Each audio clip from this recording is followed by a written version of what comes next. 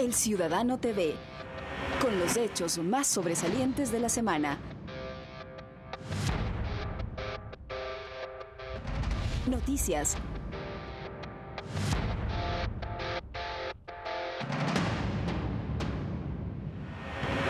Entrevistas.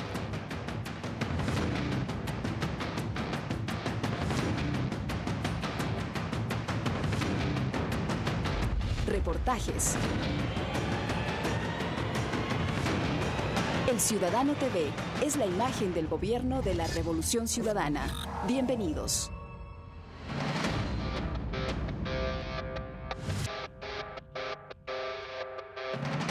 ¿Qué tal, amigos y amigas? ¿Cómo están? Es un gusto que nos acompañen otro domingo más. Iniciamos el mes haciendo un recorrido del quehacer noticioso oficial de las tareas desempeñadas por el Gobierno Nacional. María de los Ángeles, ¿cómo estás? Bien, Elena, muchísimas gracias, amigos y amigas. Qué placer que estén junto a nosotros. Arrancamos con la revista de la Revolución Ciudadana. Iniciamos con los titulares. Ecuador transforma su matriz productiva para lograr mayor competitividad. Además, Enagua ejecutará 16 megaproyectos hasta el 2016. También les contaremos que Guayaquil tendrá el parque en construcción más grande de Latinoamérica. Aquí arrancamos. Esa será la patria, mi compañero, patria de nuestros hijos, luz de lealtad, patria, tierra sagrada en cada sendero, donde nunca faltemos a la verdad. ¿Sabía usted que desde ahora los guayaquileños disfrutan de las canchas deportivas con las que cuenta el Parque Samanes, el más grande de Latinoamérica, que se convertirá en una de las áreas verdes más grandes precisamente de la urbe porteña? Un espacio para el deporte, el sano esparcimiento y el recreamiento familiar es lo que ofrece el Parque Samanes, ubicado en el norte de Guayaquil, y que desde el 7 de enero habilitó el uso de 22 canchas deportivas para practicar fútbol, básquet, tenis y handball. En los próximos días estarán disponibles otras 35 canchas. Estas son las canchas de los niños de 1 a 7 años. Normalmente en la primera semana nosotros tuvimos alrededor de unos 600 visitantes. Es la primera vez en la historia del Ecuador que un gobierno toma como meta darle mayores áreas verdes que tanta necesidad tiene nuestro Ecuador. Este proyecto emblemático, con el parque más grande que se ha construido en el país, se convierte en el parque más grande de Latinoamérica, por su extensión, que son 860 hectáreas. En sus primeras semanas, el área, que fue construida con una inversión de 86 millones de dólares, ha recibido a más de 2.000 visitantes, quienes aseguran que en el norte de la urbe porteña no existían lugares apropiados para practicar deportes o para que los niños se diviertan. Por lo general, todos los días que vengo de la escuela de los niños, paso por este lugar y los niños se sienten emocionados y siempre me piden que los traiga un momento acá. Es como un sueño, ¿sabe? Porque en este sector no había esto, entonces es algo como un sueño ya realizado. Entonces ahora que está aquí, que sabemos que está, pues lo primero que hicimos fue venir a conocer y tratar de disfrutarlo con mi familia. Nos enteramos que aquí estaba y vinimos ayer con un amigo y ahorita con más amigos así, a jugar. Por nuestro barrio no teníamos, jugábamos en cancha de tierra y ahorita con este invierno llovía y se hacía lodo. Me parece un gran logro de parte de este gobierno, en particular del Ministerio de Ambiente, y creo que incentiva bastante a las personas para que dejen a un lado el sedentarismo y promuevan el deporte. No lo sacaba porque no tenía un lugar específico, porque las canchas sintéticas que hay alrededor pues son para personas ya grandes y tienen un costo elevado para uno y no hay cancha para ellos. Parque Samanes, que se construye con una inversión que asciende los 250 millones de dólares, está impulsado por el Gobierno Nacional a través del Ministerio de Ambiente, con la finalidad de proveer de más espacios verdes al puerto principal, así como de áreas adecuadas para la recreación y el fomento de la actividad deportiva. Con cámaras de Edgar Domínguez, Lorena Intriago, El Ciudadano. Y para conocer más detalles de este proyecto, en donde además del Ministerio del Deporte interviene el Ministerio del Ambiente, veamos la entrevista realizada a Lorena Tapia, titular de esta cartera de Estado. Amigos televidentes del Ciudadano, tengan ustedes la más cordial bienvenida. Nos acompaña en esta ocasión la doctora Lorena Tapia, ministra del Ambiente, con quien vamos a conversar los siguientes minutos respecto a las gestiones que ha venido realizando el Gobierno Nacional en materia de ambiente. Ministra, bienvenida. Gracias. Y preguntarle cuáles son los hitos o los hechos más destacados que se puede palpar, se puede evidenciar dentro de la tarea del Gobierno Nacional en materia de ambiente. Gracias, muy buenos días. Bueno, decirle que la gestión del Ministerio del Ambiente hace 5 años atrás ha logrado un fortalecimiento institucional a nivel nacional, de manera tal que se puedan hacer efectivos los derechos establecidos en la Constitución de vivir en un ambiente sano y ecológicamente equilibrado. Pero en concreto, ¿qué hemos hecho? Le quiero contar que a nivel nacional hemos logrado hitos a nivel de conservación. Hemos logrado llegar a más de 1 millón de hectáreas en conservación, conjuntamente con el programa Sociobosque, que es un ejemplo a nivel internacional.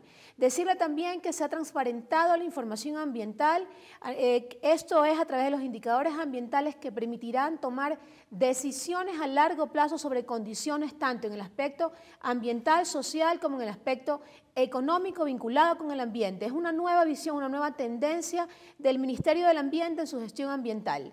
Se ha avanzado también considerablemente en la gestión integral de desechos sólidos.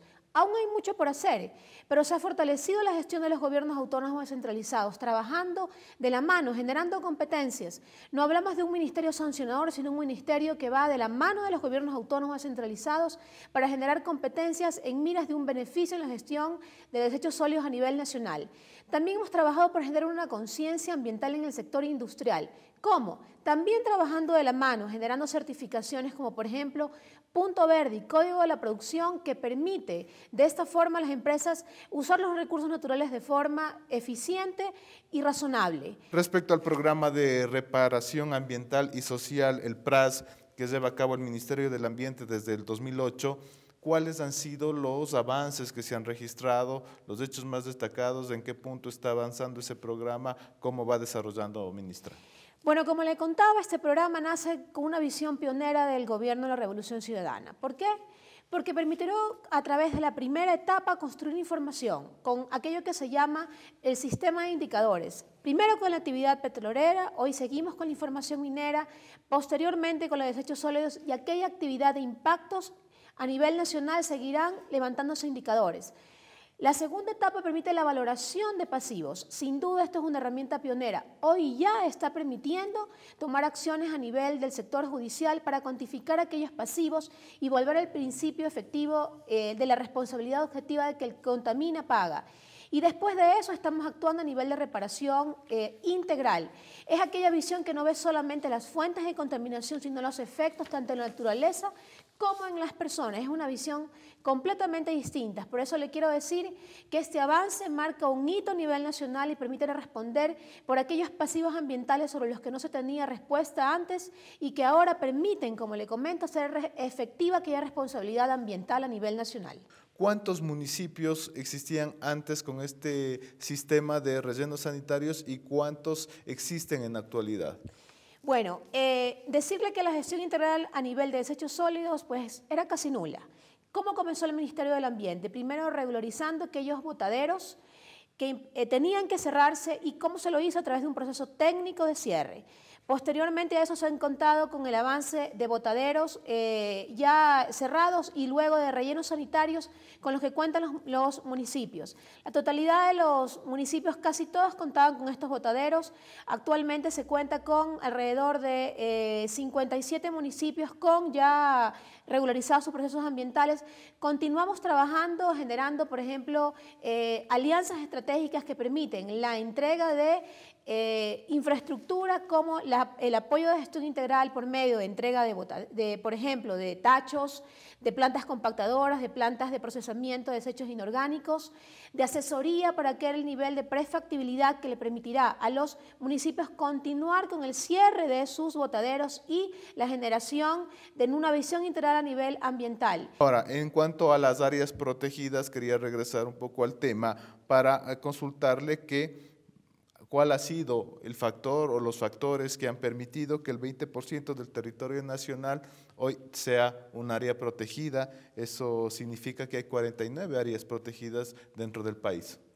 Sin duda ha sido la gestión del Ministerio del Ambiente, esta gestión que va de la mano de una visión de conservación de las áreas protegidas. Contarle que el Ecuador, siendo un país pequeño, ocupa el tercer lugar en América Latina y el Caribe en materia de inversión en áreas protegidas. Decirle que esta apertura de las áreas protegidas con ingreso gratuito de la ciudadanía le ha permitido que la ciudadanía conozca las áreas protegidas, pero también que se empodere del cuidado y la conservación necesaria para dichas áreas. Decirle además que el nivel de visitación a partir de esa medida aumentó en un 40% y que la inversión que ha hecho el Estado a través del Ministerio del Ambiente más o menos hoy implica el 495% de aumento de lo que se tenía antes en materia de áreas protegidas. ¿Eso en millones de dólares cuánto es? No me atrevería a darle una cifra, preferiría optimizar esos datos, pero sí le puedo decir que hoy más o menos 20 áreas protegidas cuentan con una infraestructura de primer nivel que permite a la ciudadanía gozar de una buena infraestructura, de un buen plan de visitación, es decir, hablamos de una gestión integral en materia de áreas protegidas completamente diferente. Ahora, la sola inversión no siempre implica eficiencia. ¿Qué se ha hecho aparte de la inversión para que estos planes en favor de las áreas protegidas funcionen? Implica una optimización de recursos. Decirle que hoy estamos yendo a la mira de una gestión de estas áreas protegidas con una visión turística eficiente.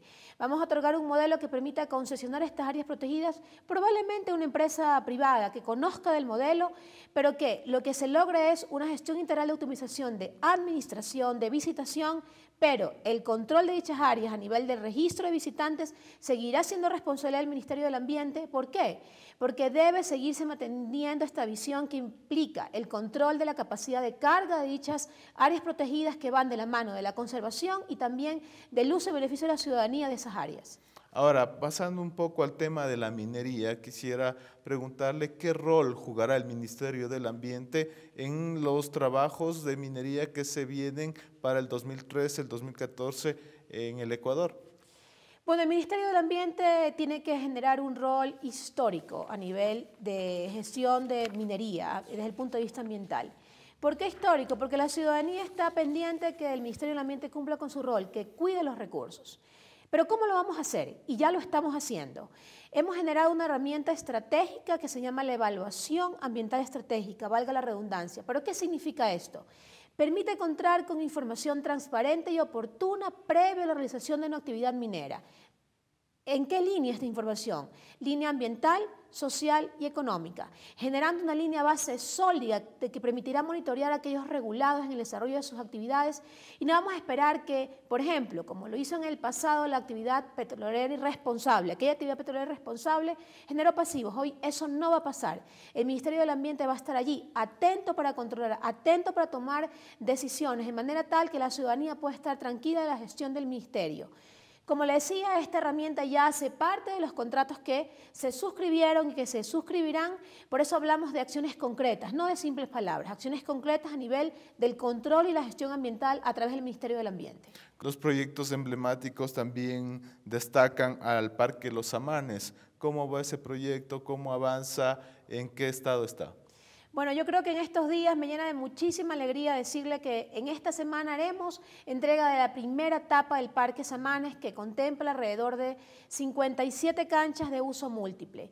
El Parque Samanes es un orgullo para la población guayaquileña, en general de la ecuatoriana, porque será el parque más grande de América Latina. Hablamos de 860 hectáreas aproximadamente, que permitirá que los guayaquileños y la población ecuatoriana en general pueda hacer uso de instalaciones que permiten dar condiciones más saludables, de hábitos más saludables a la población.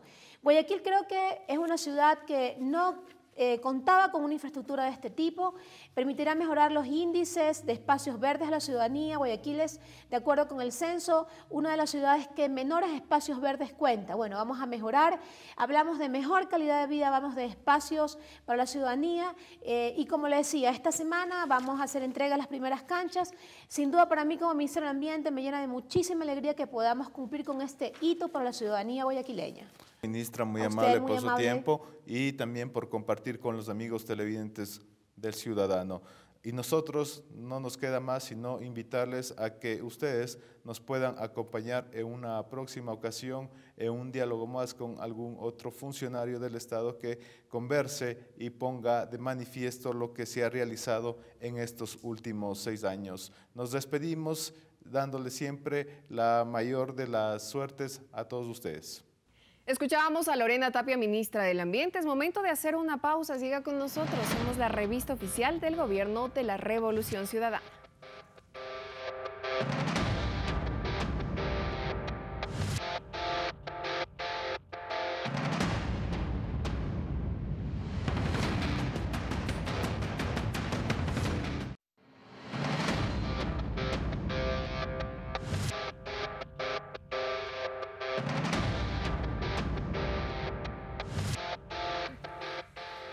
Y el economista Santiago León, ministro coordinador de la Producción, Empleo y Competitividad, aseguró en diálogo ministerial que el Gobierno Nacional se propuso transformar la matriz productiva para generar una mayor competitividad sistémica. Mire esta entrevista y saque sus propias conclusiones de lo que ha venido haciendo el Gobierno Nacional en esta materia.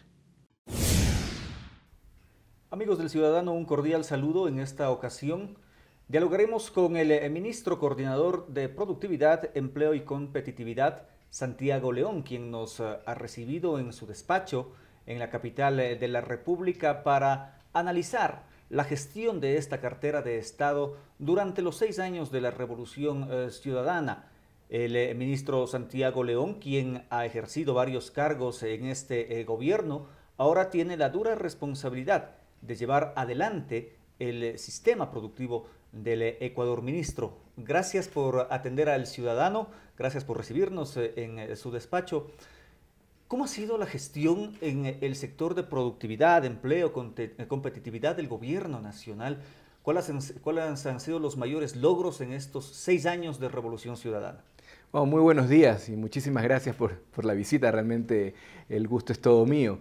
Y bueno, por supuesto, conversar de todo lo que hemos avanzado y creo que es muchísimo, es muchísimo. Si nos vemos los indicadores, tenemos las tasas de desempleo más bajas de la historia, 4.6%, tenemos un crecimiento económico no petrolero. Y a mí siempre me gusta hacer esa diferenciación, porque realmente cuando hablamos del crecimiento no petrolero es cuando estamos hablando de la industria, estamos hablando de la producción. Recordemos que el petróleo es netamente extracción, pero cuando hablamos del sector no petrolero estamos hablando de empleo, estamos hablando de innovación, estamos hablando de tecnología, estamos hablando de diferentes sectores. Y solo por darle una cifra, el año pasado crecimos al 8.8% del sector no petrolero, perdón. Y esto luego de un buen año de crecimiento, es decir, venimos por una buena senda de crecimiento económico, un buen momento económico y que definitivamente hay que aprovecharlo.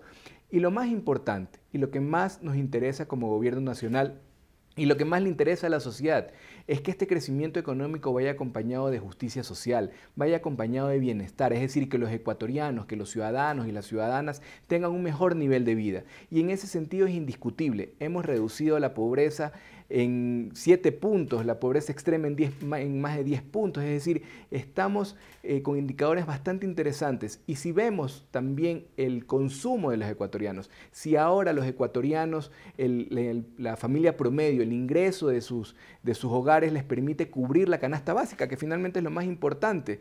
Recordemos que hasta antes de este gobierno los ecuatorianos alcanzaban en promedio a cubrir el 60% de su canasta básica. Tan solo el 60%, imagínense, había un 40% de necesidades básicas no cubiertas. Con el gobierno de la Revolución Ciudadana, ya para el 2013 se proyecta que esas necesidades se cubran en un 103%. Ministro. Son indicadores indiscutibles de lo bien que estamos. Obviamente reconocemos que hay muchísimo por hacer, hemos avanzado, pero no se puede desconocer, no se puede tapar el sol con un dedo todo lo que la Revolución Ciudadana ha logrado en bienestar de la ciudadanía. Alcances que están a la muestra de todo el país, pero vamos punto por punto.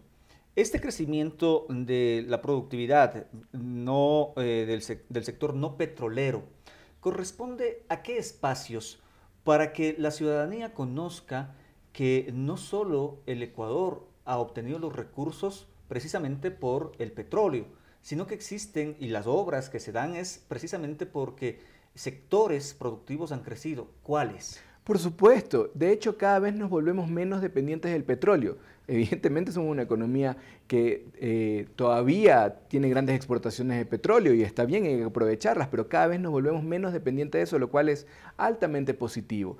Tenemos varios sectores de la economía que han crecido enormemente. El sector, por ejemplo, de la construcción, crecimiento de más del 20%.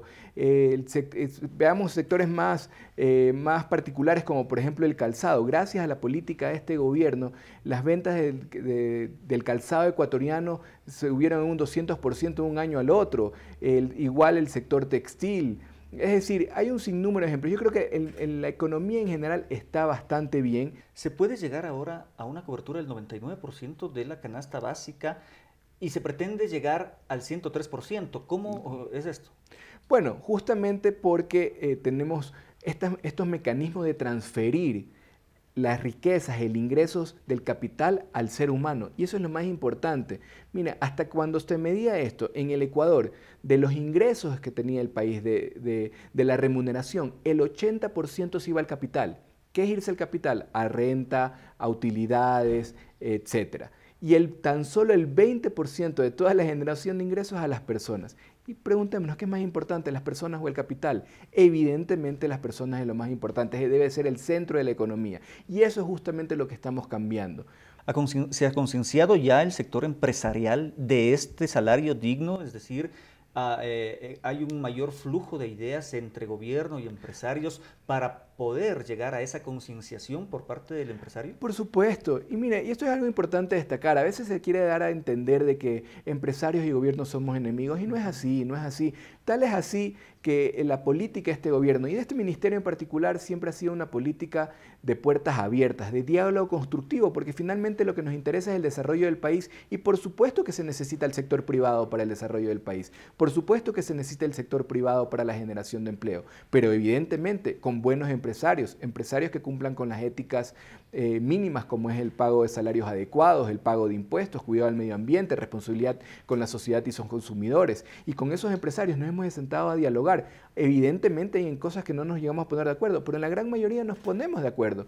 Tal es así que este año tuvimos una gran reunión de empresarios con el presidente, con los ministros y empresarios nos reunimos constantemente, trabajamos muchas cosas en conjunto y es bueno porque hemos logrado y nos damos cuenta que hay mucha parte del sector empresarial que ha tomado conciencia de esto y ya no discute el salario digno, ya no discute que el salario mínimo, que si lo podemos subir o no, ya nos damos cuenta que la competitividad de la empresa jamás va a ser en base a la explotación laboral. Eso no lo vamos a permitir como el gobierno nacional y los empresarios están conscientes. Entonces buscamos competitividad por otros lados. Ministro, otro de los logros y de las preocupaciones del gobierno nacional durante estos 6 años ha sido buscar vías alternas para que los productos, la producción nacional pueda también extenderse en otros mercados.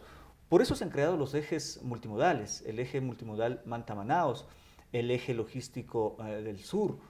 Estos son también logros que, ¿cómo los ha catalogado hasta el momento el gobierno nacional? Por supuesto, mire, creo que algo que caracteriza a este gobierno también es romper paradigmas y hacer cosas que antes eran impensables y sin embargo con la fortaleza y el apoyo político de la ciudadanía hemos logrado grandes cosas, renegociación de la deuda, por ejemplo, etc. Y en este tema en particular, mire, tenemos a Brasil a un lado, pasando por Perú y Colombia incluso, y se había invisibilizado, solo veíamos los mercados del norte, la Unión Europea, que evidentemente son importantes y hay que seguirlos potencializando. Pero tenemos al lado un país con más de 200 millones de habitantes, que es un mercado interesantísimo y podemos llegar por nuestra Amazonía, y eso no se lo hacía. Por eso empezamos estos proyectos que en realidad lo denominamos Manta-Manaos por un inicio, pero más que Manta-Manaos yo lo denominaría el Gran Proyecto Pacífico Atlántico. ¿Qué es lo que estamos haciendo? Utilizando los 4 puertos fluviales que tiene el país, Esmeraldas, Manta, Guayaquil y Puerto Bolívar, y conectarlos hacia la región sudamericana a través de nuestros puertos fluviales. Hemos empezado desde Puerto Italia, navegando por el río Napo, eso lo empezamos en el 2011 y ya llevamos como 14 viajes, y justo el mes pasado empezamos desde Puerto Morona, desde la provincia de Morona, navegando por el río Morona, Y también ya se hizo un viaje, llegó de una manera exitosa, esa pasó por Iquitos, llegó hasta Leticia Tabatinga, desde Puerto Italia también se llega hasta Leticia Tabatinga, que es una ciudad de una frontera tripartita entre Colombia, Perú y Brasil. Luego de eso llegamos hasta Manaos y de Manaos se puede llegar a Puerto Belén, que está en el Atlántico. Es decir, estamos hablando de una verdadera integración regional. En este sentido de los ejes multimodal Manta-Manaos, o como ya ha manifestado el ministro, que conecta el eje Pacífico-Atlántico y ahora existente ya el eje logístico sur, observemos un video en donde los propios empresarios son los que dan sus voces, sus testimonios de los beneficios de este eje logístico sur. En julio de 2010, un viaje por el río Napo hizo historia. Navegando por el Cauca Iñán, la Morochita demostró la efectividad y potencial de este eje logístico de la ruta Manta-Manaos. Partiendo del puerto de Italia, transportó 500 toneladas de materiales de construcción, pescado en conserva y aceite. La Morochita se desplazó por la Amazonía del Perú hasta Leticia, donde este puerto colombiano hace frontera con Brasil y Perú. Lo que genera nuestra industria, nos interesa que sea reinvertido en nuestro país, en nuestras propias industrias, generar más fuentes de trabajo, creer en los ecuatorianos, creer en que el Ecuador puede y debe estar al nivel de cualquier país del mundo y demostrarles de que la única diferencia con los grandes productores era básicamente la posición geográfica, que políticamente se ha demostrado esa voluntad positiva. Y cuando esa voluntad y decisión está tan clara, tan evidente, pues nosotros tenemos la tranquilidad de que las cosas se van a dar. En el caso del cemento, la antigüedad de la empresa, el tiempo de permanencia en el mercado, nos da la experiencia y la solvencia de decir de que estamos produciendo un producto de la más alta calidad. Pensábamos incrementar la producción para el sur del país, pero la visión que nos ha permitido el Ministerio de Industrias y el coordinador de la producción de tener esta alternativa ha resultado para nosotros ideal, es abrir las puertas de la empresa y del país hacia otros mercados, que creo que siempre va a estar dentro de nuestras prioridades. Nos han levantado la autoestima, nos han hecho sentir que podemos ir más allá de nuestras fronteras y satisfacer las necesidades hasta de otro país. Estos productos viajaron desde la zona 6, selva adentro, para, continuando su viaje, a través de la nueva ruta fluvial del eje logístico sur que empieza en el fronterizo Puerto Morona en Ecuador y a través del río peruano Marañón culmina la travesía en Iquitos, la ciudad más grande del departamento de Loreto en Perú. Tras la esperada inauguración de la ruta y luego de la alentadora experiencia del año pasado, finalmente la barcaza ecuatoriana Cauca Iñambi zarpó por aguas ecuatorianas con destino al vecino Perú, este nuevo frente comercial.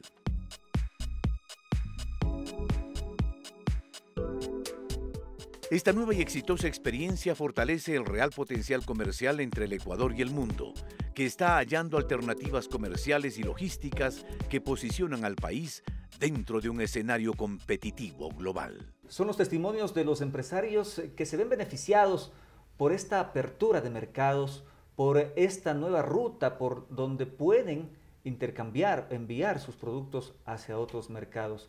Y usted manifestaba, ministro, que hay mucho más por hacer.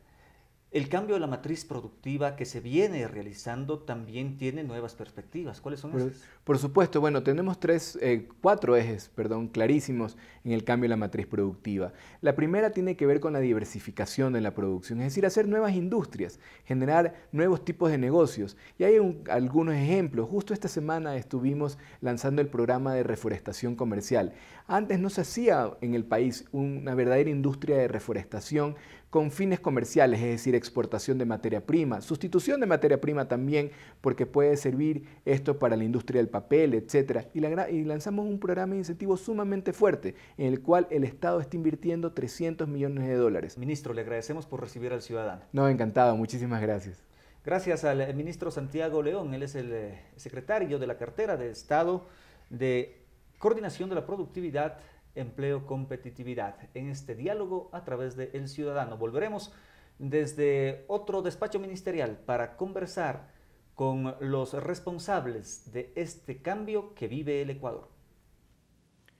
Cabe recalcar entonces que este cambio de matriz se centra en 4 ejes fundamentales. Uno de ellos es la diversificación de la producción, que significa hacer nuevas industrias, generar nuevos tipos de negocios. En este sentido, el Estado lanzó un fuerte programa de incentivos, alrededor de 300 millones, cuya finalidad es apoyar a desarrollar estas nuevas ramas productivas, como por ejemplo la reforestación comercial. Hacemos una pausa, amigos y amigas, y ya regresamos.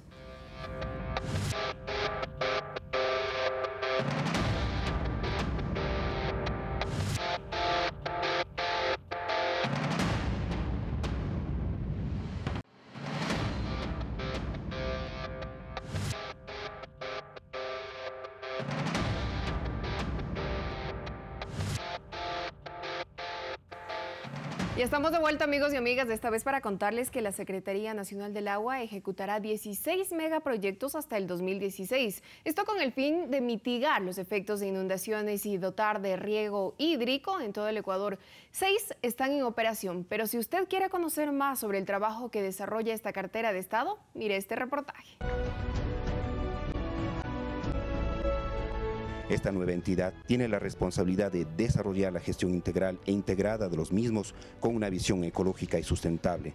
De igual manera, fomentar las políticas sectoriales y su regulación con criterios de preservación, conservación, ahorro y uso sustentables del agua, promoviendo a la protección de las cuencas hidrográficas, dando énfasis al cuidado de páramos y bosques nativos para salvaguardar los acuíferos y la buena calidad de agua en sus fuentes. Es así que para la actual administración de la Secretaría Nacional del Agua, la planificación y puesta en marcha de los proyectos y megaproyectos que fueron abandonados por varias décadas por anteriores gobiernos, hoy son una realidad. En total son 16 megaproyectos a nivel nacional, los cuales se convierten en una carta de presentación, haciendo visible el trabajo desempeñado por la institución a partir de su creación de apenas 4 años.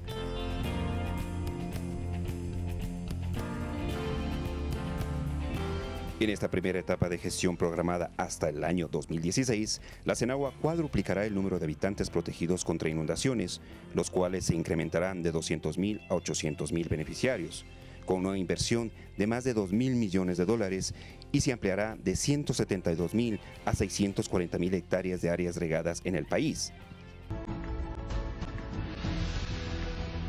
El Plan Nacional del Agua estará ajustado a las necesidades del país y dentro de estos parámetros se determinará el balance hídrico nacional por cuenca hidrográfica tanto en cantidad como en calidad, concibiendo al agua como un derecho humano, un patrimonio estratégico de uso público y un elemento fundamental en el desarrollo sostenible del país. La Secretaría Nacional del Agua seguirá realizando planes y proyectos para brindar alternativas de solución para la conservación del recurso hídrico a corto, mediano y largo plazo. Participar es tarea de todos, ya que nos beneficiamos de manera directa de la protección de las cuencas sanas, con un mejor futuro y conocimiento para su desarrollo, seguro y sostenible para la comunidad, y así asegurarnos un planeta en armonía para futuras generaciones. La Secretaría Nacional del Agua garantiza el cumplimiento de los derechos de todos los ecuatorianos consagrados en la Constitución, referentes al acceso justo y equitativo al uso, aprovechamiento y conservación de las fuentes hídricas en el país, para de esta manera encaminar su trabajo al engrandecimiento de la patria y promover sin duda el buen vivir.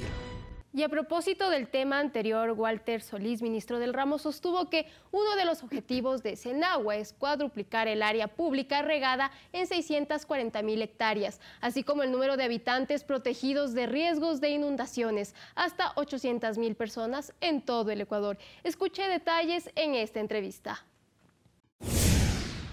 Cordiales saludos, amigos de El Ciudadano. En esta ocasión nos encontramos en el despacho del ministro Walter Solís.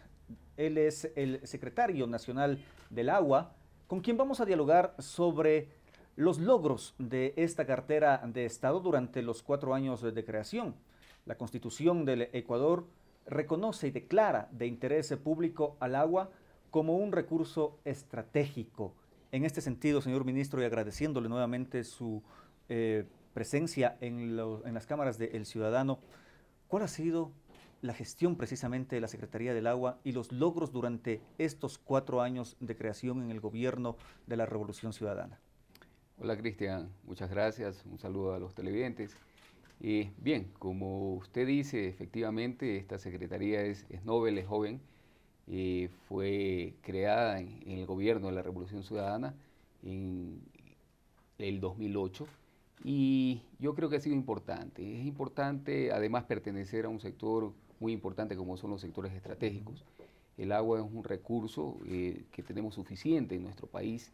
Es un recurso, si dividimos al país por la cordillera de los Andes, tenemos 50 veces más que la media mundial en la vertiente que da hacia el Amazonas y 3 veces más que la media mundial en la vertiente que da hacia el Pacífico. Es decir, que tenemos un recurso suficiente.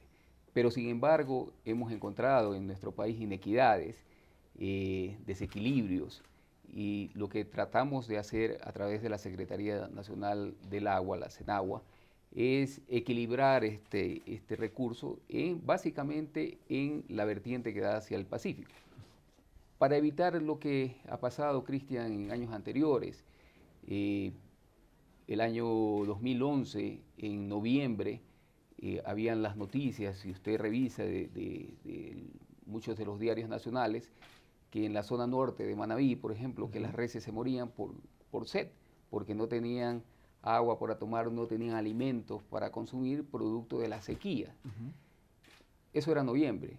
En enero del 2012 ya empezaron las lluvias y estas mismas vacas que se nos morían porque no tenían alimentos, se nos morían ahora ahogadas. Ahogadas por las inundaciones. Exactamente. Entonces, ese equilibrio es lo que corresponde a la CENAGUA. ¿Cuáles son estos megaproyectos o cuál es el megaproyecto emblemático para el Ecuador y cómo estos proyectos van a cambiar la vida de los habitantes de las zonas de influencia? Sí, Cristian. Yo diría que el proyecto emblemático y el piloto, y no por el costo, ¿no? Es apenas un proyecto que ya dentro de sectores estratégicos lo llamamos pequeño, de 50 millones de dólares, es el proyecto multipropósito Chone. Cuando intervienen 2 o más propósitos, ya interviene la Secretaría Nacional del Agua, el gobierno central a través de la Autoridad Única del Agua, y en este caso es un tema de control de inundaciones y un tema de riego de alrededor de 2.250 hectáreas para esta zona del norte de Manabí. ¿Qué pasa en Chone? Normalmente en invierno, y eso lo hemos visto pues no solo desde el fenómeno del Niño, sino en un invierno fuerte, Chone se nos inunda. 100.000 habitantes de Chone sufren las consecuencias, luego vienen pues el tema de sedimentos y se queda Chone en realidad devastada, destruida con las consiguientes pérdidas económicas para su población. Y en el campo, en esta misma zona, pues se pierde la producción de los sembríos, aquellos sembríos que estaban ya listos para ser cosechados. Esto ha sido recurrente en Chone. Vamos nosotros con este proyecto multipropósito Chone que terminaremos a finales de este año, que lamentablemente tuvo retraso de 1 año por una familia que incluso nos demandó ante la Comisión Interamericana de Derechos Humanos, pero que ventajosamente nos dio el fallo a favor esta comisión. En finales del 2013 ya tendremos pues lista la obra que es de control de inundaciones. Básicamente el Río Grande tendrá su presa, que con esto vamos a mitigar, y eso también debemos ser claros. En el momento que hay intervención del hombre en la naturaleza es para mitigar los efectos, más no para eliminarlos. Si hay un invierno fuerte como fue el del año 2012 en esta zona, en zonas puntuales como en Chone, en Santa Elena, como en Babahoyo, que llovió lo que en 40 años no había precipitaciones en estos sitios, pues va a haber efectos también, como en cualquier ciudad del mundo. Cuando hay, en Guayaquil, cuando hay lluvias intensas y hay pleamar, se inunda Guayaquil porque no tiene donde descargar las aguas. Entonces, tenemos que ser muy sinceros. Esto va a ser un tema en Chone y vamos a mitigar las inundaciones, y en todos los proyectos que ejecutemos se van a mitigar las inundaciones, más no decimos vamos a eliminarlas. Y tiene otro componente que es de ampliar esta cobertura de riego a 2.250 hectáreas, además de que cuando estuvimos en el Midubi, diseñamos un acueducto exclusivo para dotar de agua potable desde la presa Río Grande hasta la planta de agua potable de Chone, a fin de que en invierno también el río Chone trae sedimentos y no se puede procesar el agua cruda, muy fácilmente. Entonces, todos estos trabajos los tenemos contemplados a finales del año 2013. ¿Cómo avanza la regularización y la concesión de los recursos hídricos, ministro? Bien, estamos nosotros en ese proceso. Estamos en el proceso de cumplir con lo que determina la disposición transitoria 27 de la Constitución para evitar las inequidades, que es lo que siempre ha pasado en nuestro país. En invierno, el gran hacendado, el que tiene la oportunidad pues, de hacer un dique, en verano hace un dique y el agua, la poca agua que en los sectores llega, pues él la utiliza todo. En invierno, cuando hay exceso de agua, abren los diques e inunda a los vecinos, que normalmente son pequeños campesinos. Eso lo hemos visto el año pasado en los recorridos que hemos hecho con el señor presidente. Entonces, la Constitución determina que para evitar estas inequidades, la Secretaría Nacional del Agua deberá hacer un levantamiento de los recursos. Eso lo hemos hecho, hemos determinado, hay autorizaciones de hecho que se han dado desde los años 70, de derecho que se han dado desde los años 70 y de hecho, o sea, hay autorizaciones que nunca estuvieron contempladas. Eso estamos haciendo, es un plan que nos ha tomado algún tiempo ejecutarlo y a finales del año pasado, es decir, en diciembre del 2012 ya tenemos una estadística, un inventario y en este momento nos encontramos procesando a fin de determinar y evitar estas inequidades. Ejemplo, en el proyecto Chongón-San Vicente, tenemos un caudal virtual de 44 metros cúbicos segundo, pero nunca funcionaron los 44 metros cúbicos segundo porque nunca se complementó este proyecto. Lo máximo que hemos tenido son 11 metros cúbicos segundo, pero este caudal virtual fue distribuido a varios de los hacendados o de los propietarios de la zona a través de las instituciones que en su tiempo tuvieron la capacidad de hacer esta distribución. Ahora, con este inventario estamos regularizando. Hemos encontrado situaciones, por ejemplo, albarradas o reservorios de agua que superan incluso la capacidad del reservorio de agua potable para que tome agua potable toda la península. Este tiene 65.000 metros cúbicos y hemos encontrado albarradas de 85.000 metros cúbicos de agua.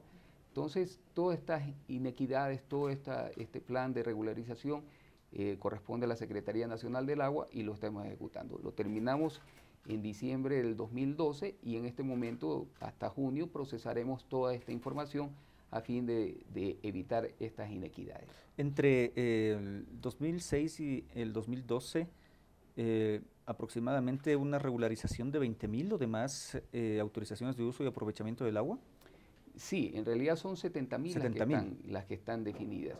Lo que pasa es que hemos cogido aquellas que tienen caudales mayores a 50 litros por segundo y sobre esas hemos estado trabajando. De ahí son los otros son caudales pequeños a fin de determinar. Y que estas son las que básicamente determinan estas inequidades de lo que habla la disposición transitoria 27 de la Constitución. Esas inequidades también corresponden a la posición de actores políticos que en determinadas poblaciones a nivel nacional se creen dueños del agua de riego. ¿Qué va a pasar con ello? Bueno, ya hemos tocado a estos actores, no solo políticos, sino a veces, muchas veces grupos económicos fuertes. Le hemos quitado algunas autorizaciones, algunas concesiones que tenían de hace algún tiempo y por supuesto ya cuando actuamos ahora sí se han regularizado. Nosotros tenemos la capacidad de poder intervenir y es lo que hemos estado haciendo. Entonces ahora sí los ecuatorianos que antes sufrían por inundaciones, que antes no tenían el riego necesario para sus cultivos, lo van a tener. Ministro, le agradecemos por su presencia en El Ciudadano, por recibirnos aquí en su despacho. Entonces, la Senagua sigue trabajando en beneficio del ecuatoriano. Muchas gracias. Gracias al secretario nacional del Agua, Walter Solís. Con él hemos dialogado sobre la gestión de esta cartera de Estado y qué es lo que se viene en beneficio del pueblo ecuatoriano de aquí en más en el gobierno que lo preside Rafael Correa. Estaremos en un nuevo diálogo ministerial con otro secretario de Estado más adelante. Hacer una nueva pausa. Al volver, conozca cuántos kilómetros del fabuloso, legendario y emblemático ferrocarril de Alfaro, el viejo luchador, fueron habilitados. Ya regresamos.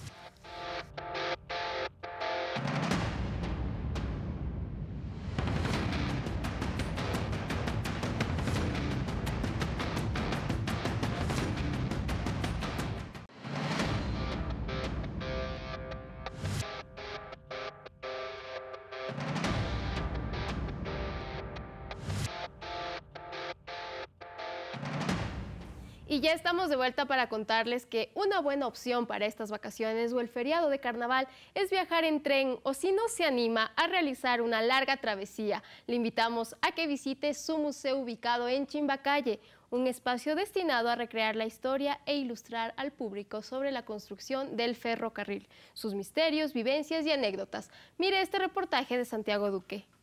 El Museo del Tren en Chimbacalle es parte de la memoria histórica de esta magna obra que unió al Ecuador hace un siglo y que hoy ha sido recuperada por el gobierno de Rafael Correa. El sitio, restaurado y ambientado a la época, contiene elementos de la construcción del ferrocarril y piezas que, utilizadas hace décadas, fueron inamovibles en el funcionamiento de este bien patrimonial, que hoy está destinado al uso turístico. Nuestro proyecto tiene 3 grandes objetivos. El primero es dinamizar las economías locales, el segundo es recuperar la memoria histórica del ferrocarril, la memoria histórica y la identidad, y el tercero es operar el tren turístico más bonito de Latinoamérica. Lámparas, rieles, durmientes, extinguidores, clavos, herramientas, viejos telégrafos y hasta un coche de mano completan una maqueta a escala de todo el recorrido del tren desde Quito hasta Durán, ruta que fue restaurada completamente y mantiene áreas similares en varios puntos de la costa y sierra. Hoy por hoy tenemos habilitados el Museo de Chimbacalle, el Museo de Riobamba, Centro Interpretativo en Urbina, Centro Interpretativo en Guamote, Centro Interpretativo en Bucay, y estamos en plena etapa en obra en construcción, centros interpretativos en Durán, Boliche y La Tacunga. Además cuenta con un espacio interactivo, áreas de juego y guías de aprendizaje destinadas especialmente a los niños. El tren lleva muchas personas. El Museo del Tren de Chimbacalle abre sus puertas al público de miércoles a domingo, de 9 horas a 13 horas y de 14 a 16 horas 30. Claro, como todo museo tiene que ir cambiando, mejorando, viendo nuevos juegos para que no sean monótonos. Y se van jugando con las piezas que hay en otros museos, se los van moviendo para que la gente pueda tener diversidad, ¿no es cierto? Pueda haber nuevos objetos museables o juegos. Con imágenes de Cristóbal Hidalgo y Santiago Armas, Santiago Duque, El Ciudadano TV. Y es que precisamente Ferrocarriles del Ecuador, empresa pública, lleva 4 años a cargo de la rehabilitación del sistema ferroviario nacional. Se han rehabilitado aproximadamente 500 kilómetros de vía férrea, 32 estaciones, 5 talleres. Conozca más detalles en la entrevista realizada a Jorge Carrera, gerente de dicha empresa. ¿Qué tal, amigos y amigas? ¿Cómo están? Bienvenidos al Ciudadano. Este es nuestro espacio Diálogo Abierto. En esta ocasión nos acompaña el licenciado Jorge Eduardo Carrera, él es gerente general de la empresa Ferrocarriles del Ecuador. Quisiéramos darle la bienvenida. Muchísimas gracias por atender nuestra invitación. Muchas gracias. En los últimos 4 años, los ecuatorianos hemos visto cambios trascendentales en lo que se refiere al ferrocarril. En el 2008 se planteaba la reestructuración de la vía Quito-Durán, precisamente, pero hemos visto que se han habilitado algunos tramos. En cuanto a cifras, ¿cuántos kilómetros de vía férrea se han rehabilitado? ¿Cuántas estaciones, talleres, en fin? La meta del gobierno nacional, ¿en qué obras ferroviarias se ve plasmada? Antes de este gobierno, el know-how ferroviario, el conocimiento ferroviario no existía. Ese paradigma que significaba que los únicos que sabían de ferrocarriles eran las personas que trabajaban en la empresa, se tuvo que ir rompiendo poco a poco. Más de 500 kilómetros en el tramo desde Durán hasta Quito, en el tramo también desde Ibarra, Salinas de Ibarra, y cerca de 3,5 kilómetros en el Cañar, en el tramo Tambo-Coyoctor, han significado todo el trabajo sobre la base complementaria de lo que es estudios, estaciones, dentro de lo que es todo el plan de rehabilitación de este sistema ferroviario con un enfoque turístico principalmente. El presidente de la República, Rafael Correa, quien ahora a propósito se encuentra gozando de una licencia para llevar a cabo su campaña electoral, decía en la inauguración de algunos de los tramos que esta obra se asemeja a lo que significaría para París la Torre Eiffel. Para nosotros es el ferrocarril. ¿Qué significa eso para la identidad del pueblo ecuatoriano? Nosotros tenemos 3 grandes objetivos. El primero, dinamizar las economías locales por donde pasa el ferrocarril. Y el segundo es recuperar el patrimonio y la memoria histórica del Ecuador. Hay que acordarse que este fue el proyecto más importante y obviamente la empresa más importante de los 2 últimos siglos. que poco a poco se fue dejando morir, se fue abandonando. Pero no se abandonaba el ferrocarril, se abandonaba a todos los ciudadanos y ciudadanas que vivían en los pueblos por donde pasaba el ferrocarril. Por lo tanto, no solamente implicaba desarrollo, no solamente implicaba unir a los pueblos de la costa con la sierra, el que se puedan transportar los productos de la costa a la sierra y de la sierra a la costa. También significó libertad, porque esa libertad implicaba que muchísima gente que eran esclavos en ese entonces, a finales de los 1800, podían salir y podían encontrar su libertad alrededor de también este proyecto liberal que manejaba Eloy Alfaro. Hoy tenemos otro proyecto liberal, otro proyecto de la Revolución Ciudadana que se enfoca principalmente en ferrocarril. Este tren del Ecuador es un medio para el desarrollo de la comunidad, no es el fin. Justamente estamos empujando para que el desarrollo de cada uno de estos sitios, de estos pueblos que eran olvidados, que estaban abandonados, hoy se vuelvan a encontrar. Muchísima gente que estaba fuera del país está regresando porque tiene una alternativa alrededor del tema turístico, porque el tren ha llegado a cada uno de sus pueblos. Precisamente usted nos habla de dinamizar las economías de las comunidades aledañas a donde pasa el ferrocarril. ¿Cuál ha sido la experiencia una vez que ya han sido inaugurados algunos tramos? Nosotros estamos operando más del 45% y ya en este año llegaremos al 100%. Más de 10.000 empleos se han ido generando. Empleos como artesanías, empleos como todo el tema de hospedaje, empleos como guías y ha sido también algunas experiencias y anécdotas maravillosas. Hoy hay guías que hablan francés, inglés y quechua.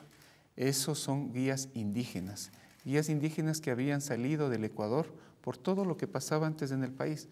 Habían salido a buscar alternativas de afuera que ya no existen. Es decir, ahora encuentran una patria digna donde además de recuperar la memoria histórica de la que usted nos hablaba, esa memoria que nos dejó Eloy Alfaro, ese legado tan importante de la Revolución Liberal, tienen también fuentes de empleo. Ahora podemos evidenciar precisamente el abandono histórico que tuvo nuestro tren durante largos años. ¿En qué estado lo encontró usted?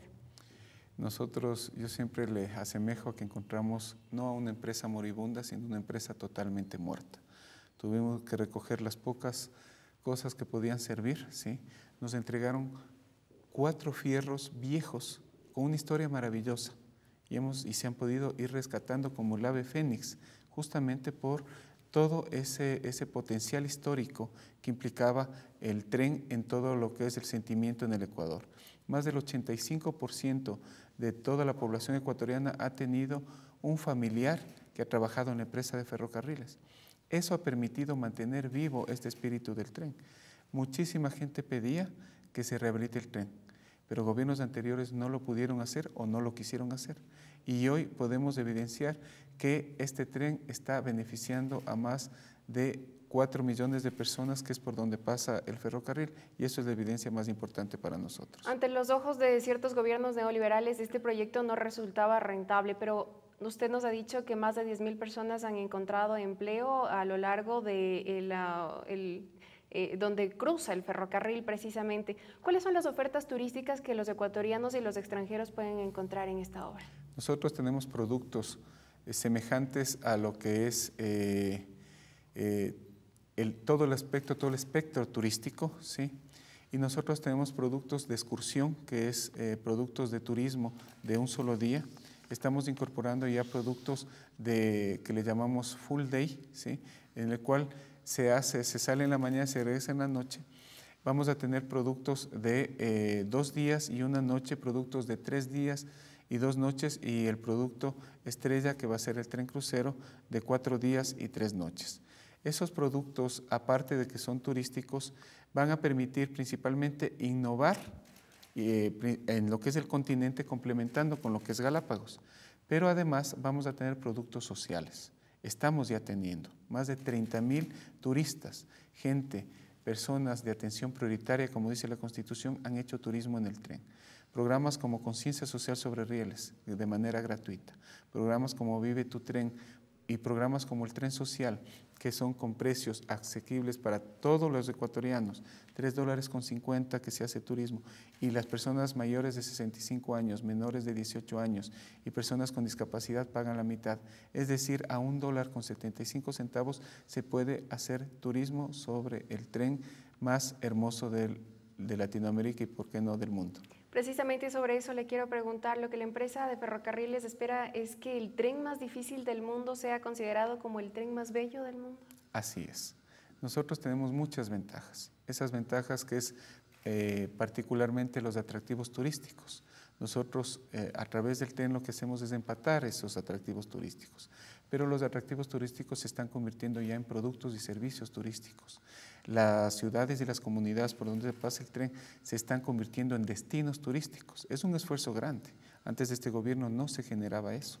Sitios que estaban totalmente abandonados, hoy está floreciendo todo el tema turístico y principalmente se enfoca en mejorar la calidad de vida de la gente, complementándose con actividades agrícolas, ganaderas, etcétera, que se dedicaba a la gente, pero que no les llevaba a tener un ingreso ni siquiera cercano a lo que es la canasta básica familiar. Hoy eso ya está sucediendo porque se complementa con los ingresos que están teniendo en el tren. Es un esfuerzo para tener calidad, porque tiene que tener calidad el servicio que se da aquí en el Ecuador. Eso también se está trabajando desde este gobierno. ¿Se está trabajando conjuntamente con algún ministerio, por ejemplo el Ministerio de Turismo? Dentro de lo que es el directorio de la empresa lo preside el Ministerio Coordinador de Patrimonio, por lo tanto nosotros estamos recuperando este patrimonio y otros patrimonios alrededor de las ciudades por donde llega el tren. El Ministerio del Turismo, el día de hoy firmamos un convenio y nos entregaron ya productos para poder utilizar el patrimonio natural, el Ministerio de Ambiente. Estamos trabajando con Correos del Ecuador, estamos trabajando con el CNT, estamos trabajando con un montón de instituciones porque el esfuerzo es justamente dinamizar cada uno de los pueblos a través de los servicios que se puede ir dando. Este servicio de transporte turístico lo estamos dando nosotros, pero también se complementan con el resto de servicios que están a cargo de las distintas instituciones públicas. Es decir, es un trabajo integral de todas las instituciones del Estado. Enhorabuena por eso. Pero, ¿qué pueden encontrar los turistas, tanto nacionales como extranjeros, alrededor de esta gran columna vertebral que nos atraviesa? Me refiero al territorio ecuatoriano. Primero, el poder ver el Ecuador desde otros ojos. Normalmente nosotros en la vía carrozable vamos a altas velocidades, o las velocidades que ahora exige justamente la Agencia Nacional de Transporte, pero nosotros nos estamos metiendo en cada uno de los pueblos, en cada uno de los campos, y esa es una visión totalmente distinta.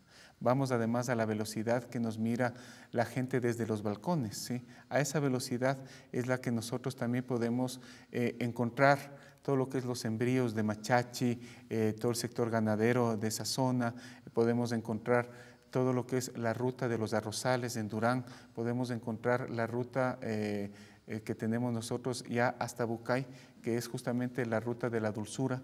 Tenemos el Sendero de los Ancestros, podemos encontrar la primera iglesia en el Ecuador de la Valvanera en Colta, podemos encontrar la laguna de Colta, es decir, podemos encontrar maravillas. Esas maravillas hoy son un instrumento de desarrollo para el buen vivir. Gracias por esas noticias, por esos datos positivos que nos da a los ecuatorianos y que sin lugar a dudas nos llenan de orgullo, pues como ya decía el presidente Rafael Correa, lo que nos pueden robar es todo menos la esperanza y sobre todo la dignidad. Estamos absolutamente convencidos de que los ecuatorianos somos un pueblo digno que merece mejores días, y esta recuperación del ferrocarril no hace más que demostrar que aquellos días del pasado, que aquella época neoliberal poco a poco se va enterrando. Muchísimas gracias nuevamente. Hasta la próxima.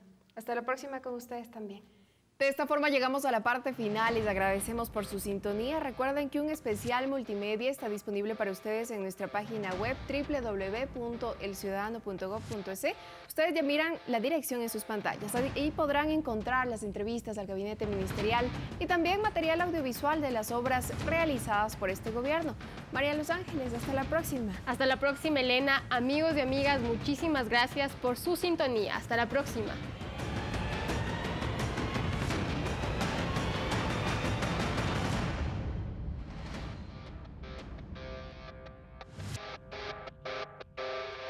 Thank you.